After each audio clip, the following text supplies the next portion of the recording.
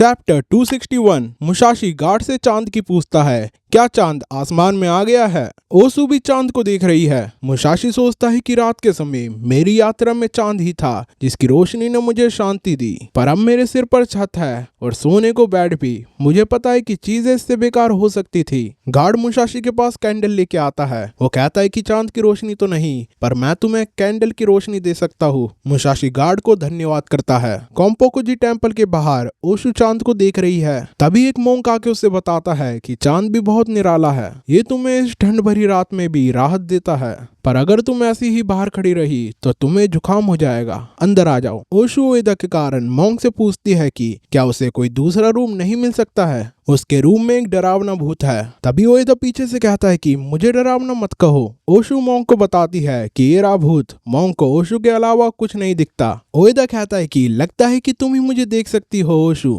ओशु कहती है कि तुम्हें मेरा नाम कैसे पता? उएदा कहता है कि बस किसी तरह मुझे बहुत कुछ पता है। वो हवा में उड़ते हुए कहता है कि और मैं बहुत कुछ कर सकता हूँ। ओशु कहती है कि सिर्फ मैं ही क्यों तुम्हें देख पा रही हूँ? उएदा कहता है कि हो सकता है क्योंकि तुम मुसाशी के लिए बहुत खास हो। ओशु चौंक जाती है। वो उएदा से पूछती है कि तुम्हें कैसे पता? उएदा बताता है कि वो बहुत सी चीजें जानता है और वहीं निजो कैसल में गार्ड मुसाशी को बताता है कि मैंने भी अपनी जिंदगी स्वॉर्ड के दम पर ही जी है। इनविंसिबल मियामोटो मुसाशी, मुझे पता चला कि मैं तुम्हें गार्ड करूंगा तो मुझे लगा कि तुम बहुत लड़ाकू और घमंडी होगे। मुसाशी कहता है कि मैं इनविंसिबल? गार्ड कहता है कि तुम सही में इनविंसिबल हो। तुमने जो काम किया है वो इस वर्ल्ड में और कोई नहीं कर सकता। मुझे यकीन नहीं होता कि तुम इतने आराम से बात करते हो। अगर तुम्हें कुछ भी चाहिए हो तो मुझसे कहने में मत हिचकिचाना। मुसाशी याद करता है कि उसने ओशु से कहा था कि वो इनविंसिबल अंडर द सन बनेगा। वो इतना स्ट्रॉन्ग बनेगा कि बच्चे बच्चे को उसका नाम पता होगा। वो गार्ड की बात याद करता है कि तुम सही में इनविंसिबल हो। तभी वो अपने सामने अपने फादर शिनमेन मुनिसाई को देखता है। वो इनेई, ह्योगोनोसुके, याग्यू, इंशुन और कोजिरो को याद करते हुए कहता है कि अगर मैं इनविंसिबल हूँ तो उन सब का क्या? वो हंसते हुए कहता है कि ओल्ड मैन याग्यू, तुम सही थे, सब खत्म हो गया है। होनामी रेसिडेंस में कोजिरो, कोयोसु और इवामा बैठे हैं। वो ओगावा को देख रहे हैं जो कि जिंदा है। ओगावा पूछता है कि यहाँ क्या हो रहा है? मैंने देखा था कि वो स्वॉर्ड थी जिसने मेरी बॉडी को काट दिया था। क्या वो सही में एक डंडी थी? ओगावा याद करता है कि कोजिरो ने उसे काट दिया था। उसका खून बह रहा था। उसकी आत्मा ने शरीर को छोड़ दिया था, पर उसके ग्रैंडपा ने उसे बताया कि अभी उसका टाइम नहीं आया है। ये सब याद करने के बाद वो कोजिरो की ओर देखता है और कहता है कि सब खत्म हो गया है। मैं एक के बाद एक गोल अचीव कर रहा था और मैंने अपनी पूरी ताकत से ऐसा करा, पर अब सब खत्म हो गया है। मैं वापस उस रास्ते पर नहीं जा सकता। इवामा ही सुनकर कहता है, ये तुम क्या कह रहे हो? मुझे बिल्कुल भी समझ नहीं आ रहा है। ओगावा आगे कहता है कि आज से मैं स्वॉर्ड को त्याग रहा हूँ और मैं खुद को कोजिरो के सामने सरेंडर करता हूँ। ओगावा आगे बताता है कि मैं अब स्वॉर्ड के दम पर और नहीं जी सकता। अब मैं अपनी बची हुई जिंदगी कोजिरो को डेडिकेट करना चाहूंगा। इसके बाद वो कोजिरो को शिप में कुकुरा कैसल की ओर ले जाते हैं। कोजिरो बहुत खुश है। इवामा कहता है कि लगता है कि कोजिरो कभी शिप पर नहीं चढ़ा है। चैप्टर 262 कोजिरो समुंदर को देखकर बहुत खुश है। इवामा ओगावा से कहता है कि तुमने अपना डिसीजन ले लिया है। ओगावा कहता है कि मैं स्वॉर्ड को धोखा नहीं देना चाहता। वो उस दिन की कन्वर्सेशन याद करते हैं। ये सुनने पर कि ओगावा स्वॉर्ड को धोखा नहीं देना चाहता, इवामा कहता है कि तुम्हारा क्या मतलब है? तुम कैसे स्वॉर्ड को छोड़ सकते हो? तुम क्या ये भूल गए हो कि तुम कुकुरा होसुकावा फैमिली के इंस्ट्रक्टर हो? ओगावा कहता है कि मैं अब भी इंस्ट्रक्टर हूँ, पर मेरे में किसी से फाइट करने की इच्छा नहीं रही। जिस रास्ते पे मैं चल रहा था वो खत्म हो गया है। इवामा, जो भी तुमने मेरे लिए किया मैं उसका एहसान नहीं चुका पाऊंगा। इवामा चिल्लाते हुए कहता है कि तुम अपना टैलेंट वेस्ट कर रहे हो। मैं तुम्हें तब से जानता हूँ जब तुम 13 के थे। तुम्हें पोटेंशियल और टैलेंट था। तुमने बहुत प्रैक्टिस की है। तुमने इसे पूरी जिंदगी दी है। क्या तुम्हारे लिए कुछ भी नहीं? तुम और स्ट्रॉन्ग बन सकते हो। तुम्हें स्वॉर्ड छोड़ने की कोई जरूरत नहीं है। कोयोसु ओगावा से कहता है कि तुम्हें पता चल गया है कि तुम कितना भी ट्रेन हो जाओ पर तुम कोजिरो को सरपास नहीं कर पाओगे। इवामा कोजिरो की ओर देखता है जो कि सो रहा है। कोयोसु कहता है कि अगर स्ट्रेंथ को लेवल में मेजर किया जाए तो जो जितना स्ट्रांग होता है उसे उतनी अच्छी तरह पता होता है कि नेक्स्ट लेवल पे जाना कितना मुश्किल है। इवामा कोयोसु की बात में हामी भरता है। वो कहता है कि मुझे इस डिफरेंट के बारे में 3 साल पहले कुछ भी नहीं पता था। इवामा कोजिरो के पास जाकर उसे चेक करता है। वो कहता है कि कोजिरो का फेस बच्चे जैसा है। वो एक लड़की की तरह लगता है। इवामा ओगावा को बताता है कि जो भी स्वॉर्ड के रास्ते पे चलता है सिर्फ एक को छोड़कर बाकी सभी को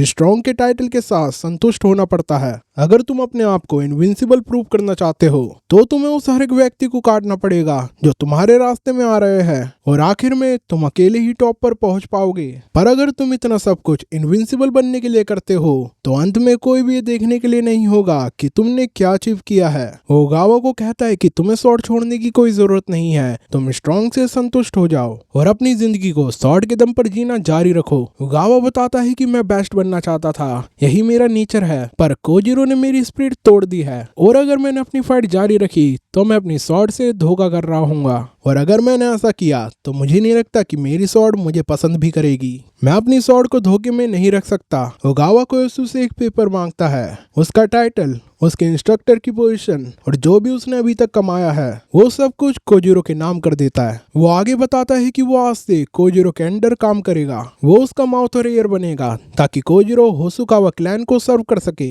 इवामा गुस्से में कहता है कि तुमने अकेले ही कैसे सब कुछ डिसाइड कर लिया, क्या तुमने मुझसे पूछना भी सही नहीं समझा। ओगावा इवामा से माफी मांगता है। वो कोयोसु को लेटर देते हुए कहता है कि मुझे नहीं पता कि कोजिरो ये समझ पाएगा भी या नहीं, पर तुम कोजिरो को कल सुबह ये लेटर दे देना। नेक्स्ट मॉर्निंग कोयोसु की मदर को भी ये न्यूज़ पता चल गई है और वो अपने में ही खोए हुए झाड़ू लगाए जा रही है। कोजिरो लेटर को पढ़ता है जिससे उसका सिर घूम जाता है। इसके बाद इवामा कोयोसु और कोजिरो को बताता है कि उसका यहाँ आना बुद्धा ने पहले तय कर दिया था और जो भी खुद को स्वॉर्ड के दम पर प्रूव कर सकता है हम उसकी रिस्पेक्ट करते हैं। गैंड्यू ससाकी कोजिरो, हम तुम्हारा अपने होसुकावा क्लैन में स्वागत करते हैं। वो कोजिरो को क्योटो से कुकुरा कैसल ले जा रहे हैं। कोयोसु कोजिरो को अलविदा कहता है। कोजिरो मदर को देखकर गले से लगा लेता है। मदर सोचती है कि हम तुम्हारे लिए अच्छा ही चाहते थे, ये तुम्हारे लिए सही है। वो दोनों कोजिरो को अलविदा करते हैं। कोजिरो समुद्र का मजा ले रहा है। इवामा उसे देखते हुए कहता है कि मैंने सिर्फ कोजिरो के बारे में अफवाह ही सुनी थी, इस जैसे व्यक्ति का होना ही अविश्वसनीय है, पर ये हमारी आंखों के सामने है जिसने हमारे क्लैन को ज्वाइन कर लिया है। वो ओगावा को बताता है कि होसुकावा क्लैन एक प्राउड क्लैन है, वो किसी को भी आसानी से एक्सेप्ट नहीं करेगी। सिर्फ तुम ही वहाँ पर इंस्ट्रक्टर नहीं हो, चीफ इंस्ट्रक्टर उजिए कोजिरो को आसानी से एक्सेप्ट नहीं करेगी।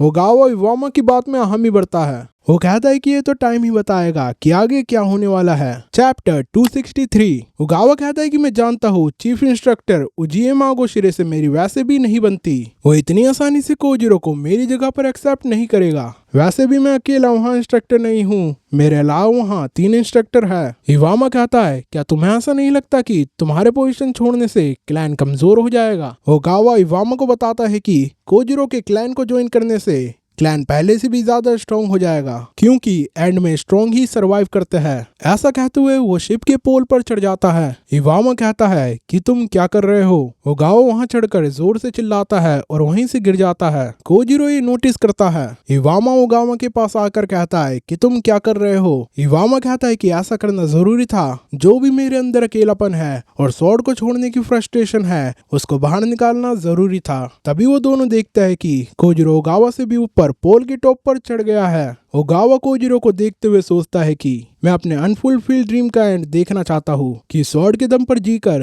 तुम इस समय में कितना आगे जा सकते हो। मैं पता लगा सकता हूँ अगर मैं कोजिरो के साथ रहा तो। रात हो गई है और ओशु सोने की तैयारी कर रही है। उसे फिर से स्वीट स्मेल आती है। उएदा वापस आ गया है। वो ओशु को अपने साथ चलने को कहता है। ओशु उसे मना करती है और सोने लगती है। उएदा ओशु की आत्मा ओशु में से निकाल देता है और उसे अपने संग ले जाता है। उएदा उसे एक झोपड़ी के पास ले जाता है जहाँ पर होरिकावा की बूढ़ी मदर जहर पी के मर रही है। ओशु उसे रोकना चाहती है पर वो उसे रोक नहीं पाती। ओशु होरिकावा को देखती है जो कि अपनी मदर को देख के रो रहा है। इसके बाद उएदा ओशु को इचिजोजी फील्ड में ले जाता है। यहाँ पर मुसाशी ने लाशों का ढेर बिछा दिया था। ओशु ये सब देखती है। ओशु होरिकावा को मुसाशी के हाथों मरते हुए देखती है। ओशु देखती है कि मुसाशी ने होरिकावा को बीच में से फाड़ दिया है। उएदा बताता है कि होरिकावा अपनी बूढ़ी बीमार मदर के संग रहता था। उसके मर जाने के बाद उसके मदर के पास जहर पीने के अलावा कुछ रास्ता नहीं था। ये सुनकर ओशु रोने लगती है।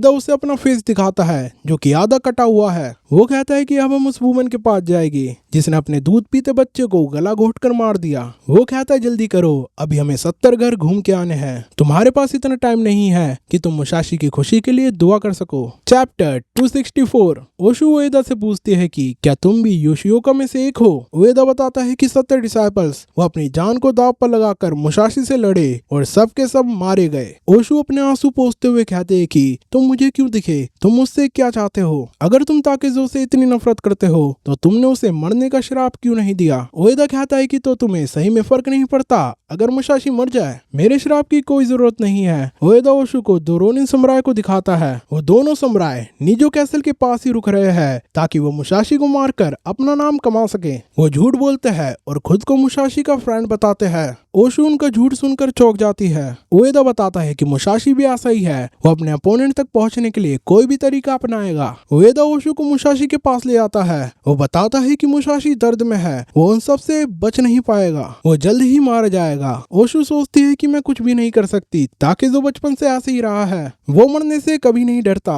वो रोते हुए कहते हैं कि मैं उसे हमेशा इसी सिचुएशन में देखती हुई आई हूँ, मैं कुछ नहीं कर सकती। उएदा कहता है क्या तुम सही में कुछ नहीं करना चाहती। ओशु उएदा को उसका विचार पढ़ने को मना करती है। इसके बाद ओशु जाग जाती है। उएदा कहता है कि मेरी इस बदतमीजी पर मुझे माफ करना और तुम्हारा दिमाग पढ़ने पर भी मुझे माफ करना, पर मैं दोबारा आऊंगा। उएदा ओशु को याद करते हुए सोचता है कि जो लोग पीछे छूट जाते हैं वो लोग इतनी आसानी से गिव अप क्यों कर देते हैं। मुसाशी अपने रूम में डंडी से प्रैक्टिस कर रहा है। मुसाशी सोचता है कि ये ठीक नहीं है। तभी गार्ड उसे बताता है कि क्योटो के ऑफिसर इताकुरा कात्सुशिगे तुमसे बात करना चाहते हैं। इताकुरा मुसाशी से बात करता है। इताकुरा मुसाशी से पूछता है कि तुम्हारा लेग कैसा है, अगर तुम्हें पेन हो रहा है तो तुम कंफर्टेबल बैठ सकते हो। इसके बाद वो मुसाशी से पूछता है कि इनविंसिबल होने का क्या मतलब है। मुसाशी कहता है कि एक शब्द है, इसके अलावा कुछ भी नहीं। इताकुरा कहता है कि लोग तुम्हें इनविंसिबल मानते हैं। मुसाशी कहता है कि इनविंसिबल होना एक भ्रम है, एक मिराज की तरह है, जैसे मैं इसके पास जाता हूँ ये गायब हो जाता है। इताकुरा और गार्ड ये सुनकर हैरान है। तभी नीजो कैसल के सामने योशिओका का डिसाइपल ओतागुरा आता है। वो मुसाशी को ढूंढ रहा है। वो कहता है कि मैं 10 स्वॉर्ड्समैन में से एक हूँ और मैं मुसाशी को काट दूंगा। उएदा की आत्मा उसे ऐसा करने को मना करती है। इताकुरा कहता है क्या कहा मिराज। मुसाशी कहता है कि अभी अभी वो मेरे से इतना दूर चला गया है कि मैं उसे देख भी नहीं सकता। मुसाशी सोचता है कि सब खत्म हो चुका है। वो कोही को याद करते हुए कहता है कि शायद मैं ये पहले ही समझ गया था कि इनविंसिबल सिर्फ एक मिराज है। चैप्टर 265। मुसाशी वो इंसिडेंट याद करता है जब उसने कोही को डिफीट कर दिया था। कोही मुसाशी से उसकी मदद करने को कहता है। मुसाशी कोही की पट्टी करके वहां से चला जाता है। उसकी इनर वॉइस, उसकी ईगो कहती है कि उसको कोही की पट्टी कभी नहीं करनी चाहिए थी। वो वापस कोही की झोपड़ी की ओर जाता है। वो सोचता है कि पहले वो कोही के सामने रिंडो को मारेगा और फिर उसके बाद कोही को भी मार देगा। वो झोपड़ी का दरवाजा खोलता है और देखता है कि कोही मर चुका है। वो रिंडो को ढूंढता है। रिंडो कोही के मर जाने के बाद सुसाइड करके मर जाती है। मुसाशी कहता है कि मुझे उस टाइम पता चल गया था कि जो आदमी हारा वो मर गया और मैं जो जीता उसे मुझे वहां से दुम दबाकर भागना पड़ा। मुसाशी की ईगो सोचती है कि क्या वो आत्मविश्वास खो रहा है। मुसाशी आगे बताता है कि जितना मैं जीता उतना मुझे लगा कि मैं और दूर जा रहा हूँ, मुझे नहीं पता कि क्या करना चाहिए। मुसाशी की ईगो कहती है कि उसे इनविंसिबल बनने के लिए क्या करना चाहिए, उसमें किस चीज की कमी है। वो आगे कहती है कि उसमें एक्सपीरियंस की कमी है, लोगों जान से मारने के एक्सपीरियंस की। मुसाशी बताता है कि उसके बाद मैं जीतता चला गया। मैंने योशिओका सिज़रो को हराया, मुझे लगा कि मैं खुश होऊंगा। वो याद करता है कि उसने डेंसेचीरो को मारा और कैसे उसने तगाया और कुरांडो को मौत के घाट उतारा। उस टाइम भी मुसाशी की ईगो यही कह रही थी कि वो जीत गया है। मुसाशी कहता है कि इनविंसिबल अंडर द सन एक छलावा है और इसको समझने में मैंने अपने 22 साल गवा दिए। इताकुरा मुसाशी से पूछता है कि क्या तुम अब स्वॉर्ड चलाना छोड़ दोगे। 22 साल मुसाशी, लोग कई सदियों से फाइट करते हुए आ रहे हैं। तभी इताकुरा को एक ऑफिसर आकर ओतागुरा के बारे में बताता है। इताकुरा मुसाशी से पूछता है क्या तुम ओतागुरा नाम के स्वॉर्डमैन को जानते हो। मुसाशी कहता है कि वो नहीं जानता। इताकुरा मुसाशी को बताता है कि हम इसी समय पर यहीं मिलेंगे और अपनी बात जारी रखेंगे। ऐसा कहते हुए इताकुरा वहां से निकल जाता है। मुसाशी इताकुरा की बात पर विचार करता है कि क्या तुम स्वॉर्ड चलाना छोड़ दोगे, और वहीं कोएसु के पास ताकवान मिलने आता है। कोएसु ताकवान को बताता है कि मुसाशी ने मुझे तुम्हारे बारे में बताया है, तुम्हारे यहाँ स्वागत है। ताकवान की नजर टूटी हुई कटोरी की ओर जाती है। कोएत्सु ताकवान से पूछता है कि क्या तुम मुसाशी से मिले? ताकवान कहता है कि मैं उससे मिला था और तब से ही मैं उसके फ्यूचर के बारे में सोच रहा हूँ और तभी मुझे कोजिरो की याद आई। कोएत्सु कहता है कि तो तुम इसलिए यहाँ आए हो, तो तुम भी कोजिरो को जानते हो? ताकवान कहता है कि वो कोजिरो बहुत पहले मिले थे, जब वो लगभग 3 साल का होगा। उस टाइम भी उसने हाथ में स्वॉर्ड पकड़ रखी थी। कोएत्सु ये सुनकर समझ जाता है कि कोजिरो ऐसा क्यों है। वो ताकवान को बताता है कि कोजिरो कुकुरा कैसल की ओर निकल गया है। होसुकावा क्लैन उसे इंस्ट्रक्टर की पोजीशन ऑफर कर रहा है। वो आगे कहता है कि ये बहुत अजीब बात है, जब मैं कोजिरो के फ्यूचर के बारे में सोच रहा था तभी मुझे मुसाशी की याद आई। चैप्टर 266। कोएत्सु स्वॉर्ड पे धार लगा रहा है। ताकवान उससे पूछता है कि ये स्वॉर्ड किसकी है। कोएत्सु बताता है कि ये स्वॉर्ड होसुकावा क्लैन के रिटेनर इवामा की है। मैं रिटायर हो चुका हूँ, पर मैं इस स्वॉर्ड पे धार कोजिरो के खातिर लगा रहा हूँ। ताकवान नोटिस करता है कि ये जगह विजिटर के लिए नहीं है। कोएत्सु उसे बताता है कि मुसाशी यहाँ पर आया करता था। ताकवान कहता है कि मुसाशी और कोजिरो दोनों सोसाइटी की परिधि पर खड़े हैं। वो दोनों एक चिड़िया के विपरीत पंख है। कोएत्सु कहता है कि अगर वो दोनों स्वॉर्ड हुए तो वो दोनों एक दूसरे के लिए म्यान का काम करेंगे। ताकवान उसकी बात में हामी भरता है। ताकवान कहता है कि ये बहुत अजीब है, तुम्हें स्वॉर्ड को शार्प करते हुए देख मुझे पता चल रहा है कि तुम एक जेंटलमैन हो, पर तुम्हें देखकर मेरे दिमाग में एक सवाल आ रहा है कि एक स्वॉर्ड जिसका पर्पस लोगों की जान लेना है, वो अस्तित्व में आई ही क्यों? कोएत्सु स्वॉर्ड को देखता है और फिर उसे ताकवान को देता है। कोएत्सु बताता है कि इस दुनिया में 2 तरह के लोग हैं, एक स्वॉर्ड के द्वारा स्ट्रॉन्ग बनता है और दूसरा कमजोर। ताकवान कहता है कि मुझे लगता है कि हर एक व्यक्ति में ये दोनों काबिलियत होती है। कोएत्सु बताता है कि स्वॉर्ड ऐसे अस्तित्व में नहीं आई, उसे इंसान ने ही बनाया है, स्वॉर्ड कोई ऊपर से नहीं भेजी गई है। तभी ताकवान कहता है कि हो सकता है कि ये स्वॉर्ड जो कि एक इंसान को दूसरे से स्ट्रॉन्ग बनाती है, अल्टीमेटली इंसान को ट्रू स्ट्रेंथ से दूर ले जाती है। मुसाशी नीजो कैसल के बाहर लकड़ियां काट रहा है। गार्ड उसकी मदद करने को कहते हैं। मुसाशी उन्हें मना करता है। वो बताता है कि खाली बैठने से अच्छा है मैं मरना पसंद करूंगा। ताकवान अपनी बात को कंटिन्यू करता है। अगर स्वॉर्ड इंसान को ट्रू स्ट्रेंथ से दूर ले जाती है तो हो सकता है कि स्वॉर्ड को इसलिए बनाया गया हो ताकि इंसान अपनी कमियों को पहचान सके। कोएत्सु कहता है कि सही कहा, एक पावरफुल व्यक्ति शुरुआत में कमजोर ही होता है। वो दोनों एक दूसरे की बात में हामी भरते हैं। इस टाइम माता हाची अपनी मदर के साथ टेंपल में है। वो बीमार है। माता हाची उसके लिए मेडिसिन लाया है। मॉन्ग ग्रैनी से कहता है कि अब तो तुम्हें अच्छा लग रहा होगा, तुम्हारा सन भी तुम्हारे पास आ गया है। ग्रैनी कहती है कि तुम्हारे पास मेडिसिन खरीदने के पैसे कहाँ से आए? माता हाची कहता है कि तुम इसकी चिंता मत करो, मेरे पास पैसे हैं। माता हाची ये कहते हुए खुद पर शर्म करता है। माता हाची ग्रैनी को बताता है कि उसकी तबीयत ठीक हो जाने के बाद वो मियामोटो विलेज चलेगी। उसका क्योटो से मन भर गया है। वो ग्रैनी से कहता है कि मैं मियामोटो में शुरुआत करना चाहता हूँ, मैं विलेज का सबसे ग्रेट मैन बनूंगा। ये सुनकर ग्रैनी बैठ जाती है।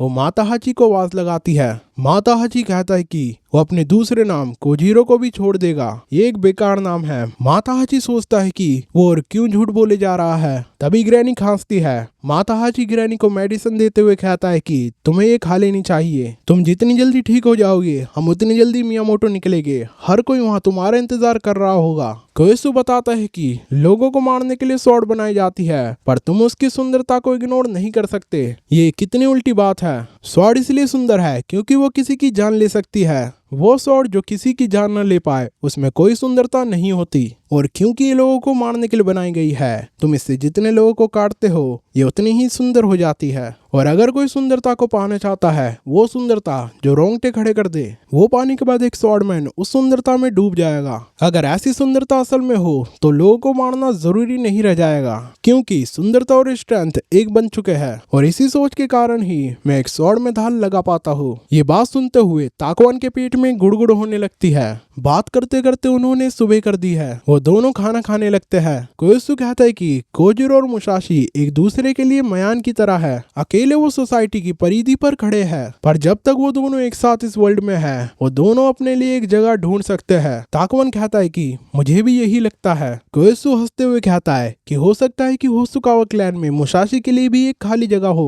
ताकवान कहता है कि चलो देखते हैं कि हम कैसे मुसाशी को कोकुरा भेज सकते हैं। चैप्टर 267। ताकवान चटकी हुई कटोरी को देखकर कोएत्सु से पूछता है कि क्या तुमने बनाई है। ये जानने पर कि कोएत्सु ने बनाई है, ताकवान कहता है कि वो कोई आर्टिस्ट नहीं है, पर मुझे लगता है कि ये कटोरी चटकी हुई है। कोएत्सु बताता है कि इसे बनाते वक्त हीट थोड़ी सी तेज थी। ताकवान पूछता है कि क्या यह एक्सेप्टेबल है। कोएत्सु कहता है कि क्यों नहीं, यह बहुत अलग है। ताकवान हंसते हुए कहता है कि मैं समझ गया, ये सही में अलग है। कोएत्सु बताता है कि अगर तुम रिलैक्स होकर देखो तो तुम इसके अंदर कई सारे फेसेस देख सकते हो। इसके लिए तुम्हें अपनी सोल को रिलैक्स करना होगा। एक बार जब तुमने अपने दिल को खोल दिया तो इस दुनिया में सब कुछ खूबसूरत है। ताकवान बताता है कि मुसाशी ने एक बार कहा था कि लोगों को बैटल में मारना और मर जाना बस यही है जिंदगी में, पर अब उसे रियलाइज हुआ कि ये जिंदगी इससे कहीं ज्यादा है। ताकवान कोएत्सु से कहता है कि मुसाशी बहुत लकी है कि वो तुमसे मिला। कोएत्सु बताता है कि उसे ईडो से मुसाशी के नाम का लेटर मिला है।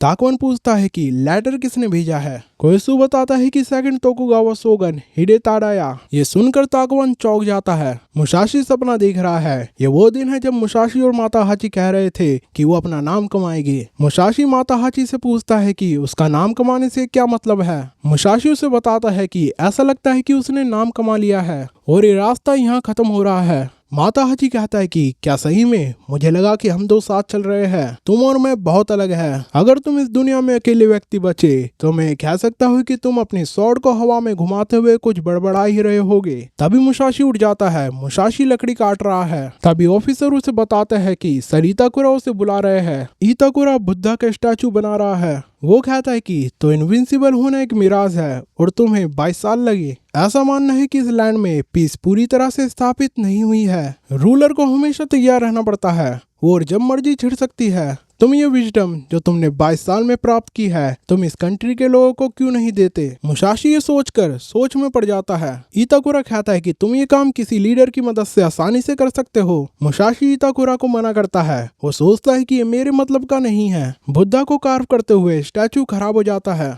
इताकुरा बताता है कि जब मैं तुमसे कल मिला था तो थोड़ा डर गया था। मैंने भी स्वॉर्ड के दम पर अपनी जिंदगी जी है। तुम एक ऐसे लेवल पे पहुंच गए हो जहां पर मैं कभी नहीं पहुंच पाऊंगा। मुझे इन्फीरियर महसूस होता है। मैं तुम्हें ये बताना नहीं चाहता था पर मैं बूढ़ा हो गया हूँ। इताकुरा आगे कहता है कि जब तुम इंश्योर हो जाते हो तो तुम्हारा दिल जम जाता है, तुम्हारी सोल टाइट हो जाती है, इनसिक्योरिटी बढ़ती जाती है और वो डर और गुस्से में बदल जाती है। इसका उल्टा भी उतना ही बुरा है। सिक्योर होने पर लोग नकल उतारना शुरू कर देते हैं। लोग जरूरतमंद और निर्भर हो जाते हैं। लोगों को लगता है कि उनकी सोल ओपन है पर वो अंदर से अंधे हो जाते हैं। इताकुरा आगे पूछता है कि क्या स्ट्रांग होने से तुम वो कर सकते हो जो तुम करना चाहते हो? तुमने इसके बारे में क्या सोचा है? मुसाशी कहता है कि जो भी तुमने मुझसे कहा मुझे कुछ समझ नहीं आया। इताकुरा हंसता है। वो कहता है कि कल जब मुझे ये पता चला तो मैं बहुत एक्साइटेड हो गया तुम्हें ये बताने के लिए। इताकुरा आगे कहता है कि इंसान की सोल में कई रास्ते होते हैं, अच्छा है कि बीच वाले को चुना जाए। मुसाशी कहता है कि ये मैं जानता हूँ। इताकुरा बताता है कि वो कल भी बात करेंगे इसी समय पर। वो मुसाशी की डंडे की तारीफ करता है। मुसाशी बताता है कि ये उसे गार्ड ने दिया है। इताकुरा आगे कहता है कि हर कोई तुम्हारी बात को सुनना चाहेगा। अगर कोई तुम्हें जॉब ऑफर करे तो तुम उसे सर्व करना और अपना घर बसाना। मुसाशी ताकवान की भी सेम बात याद करता है। इताकुरा बताता है कि जो भी तुमने अपनी बैटल से सीखा वो तुम लोगों को सिखा सकते हो। मुसाशी कहता है कि मैं ही क्यों, मुझे किसी को भी कुछ नहीं बताना और ना ही मैं उस तरह का व्यक्ति हूँ। मुझे तो लगा था कि मुझे कैद किया गया है पर तुम मुझे इतनी इज्जत क्यों दे रहे हो? चैप्टर 268। इताकुरा मुसाशी की ओर देखता है। वो कहता है कि मुझे नहीं लगता कि मैं ये तुम्हें एक्सप्लेन भी कर पाऊंगा। इताकुरा मुसाशी से पूछता है कि क्या तुम्हारे पास कोई फ्रेंड्स है? क्या तुम्हारी बैटल्स कभी खत्म होगी? मुसाशी कहता है कि मुझे नहीं पता। इताकुरा बताता है कि आज मेरे 2 साल के ग्रैंडसन ने एक स्पाइडर को मारा। उसे मारने के बाद वहाँ बैठकर हंसने लगा। ओशो और मोंग टेंपल में प्रे कर रहे हैं। इताकुरा मुसाशी को बताता है कि लेडी योशियो का कैंपो मेरे बचपन का फ्रेंड था। हम एक साथ ट्रेन भी हुए थे। ऑफ कोर्स मैं उसे कभी नहीं हरा पाया। वो आगे कहता है कि मैंने इन्हीं हाथों से सिज़रो और डेंसिचिरो को खिलाया था जब वो बच्चे थे। मुसाशी चौंक जाता है। इताकुरा बताता है कि मैं तुमसे इसलिए नहीं कह रहा कि मैं तुमसे नफरत करता हूँ। मुझे लगता है कि तुम दोनों की बैटल में योशियो का गलत थे। वो कहता है कि हर कोई अगर तुम्हारे जितना स्ट्रांग हो जाए तो जब लोग एक दूसरे को फेस करेंगे तो बीच का रास्ता चुन सकेंगे। ओशु उएदा के लिए प्रार्थना कर रही है कि वो अपने एंसेस्टर को ज्वाइन कर ले। उएदा वहीं आ जाता है। ओशु मोंग से कहते हैं कि वो वहीं बैठा है, क्या तुम उसे देख नहीं सकते? ओशु उएदा को बताती है कि तुम मुझसे गलत बात कर रहे हो, तुम्हें मुसाशी के पास जाना चाहिए। उएदा का फेस देखते हुए कहती है कि तुम कल वाले भूत ही हो ना, तुम्हारा कान ठीक हो गया है। मोंग ओशु से पूछता है कि वो किससे बात कर रही है। उएदा सोचता है कि मुसाशी जिंदा नहीं बचने वाला। इताकुरा मुसाशी को बताता है कि अगर लोग तुम्हारे जितने स्ट्रांग हुए तो कोई फाइट नहीं होगी। क्या तुम्हें नहीं लगता? ये तुम्हारे ऊपर है, तुम्हें इस स्ट्रेंथ के बारे में सबको बताना चाहिए। और या फिर तुम्हें ये लगता है कि तुम जहाँ पर हो वहाँ पर फाइट करके ही पहुंचे जा सकता है। क्या तुम्हारी स्ट्रेंथ को लोगों को मौत की घाट उतारने से ही पाया जा सकता है? अगर ऐसा है तो तुम्हारे और हमारे बच्चे के लिए इसका क्या मतलब है? ओशु को ऐसा करते देख मोंक वहां से निकलने लगता है। ओशु उएदा से पूछती है कि क्या हुआ, तुम आज बहुत अच्छा बर्ताव कर रहे हो? क्या तुम्हें ताकिज़ो से नफरत है और या फिर तुम उसकी परवाह करते हो? ऐसा लगता है कि तुम उससे नफरत करते हो पर तुम उसे मरने नहीं देना चाहते। मुसाशी अपने रूम में है। वो गार्ड से पूछता है कि ओतागुरो जो कि यहाँ योशिओका से आया था उसका क्या हुआ? गार्ड उसे बताते हैं कि हमने उसे यहाँ से भगा दिया,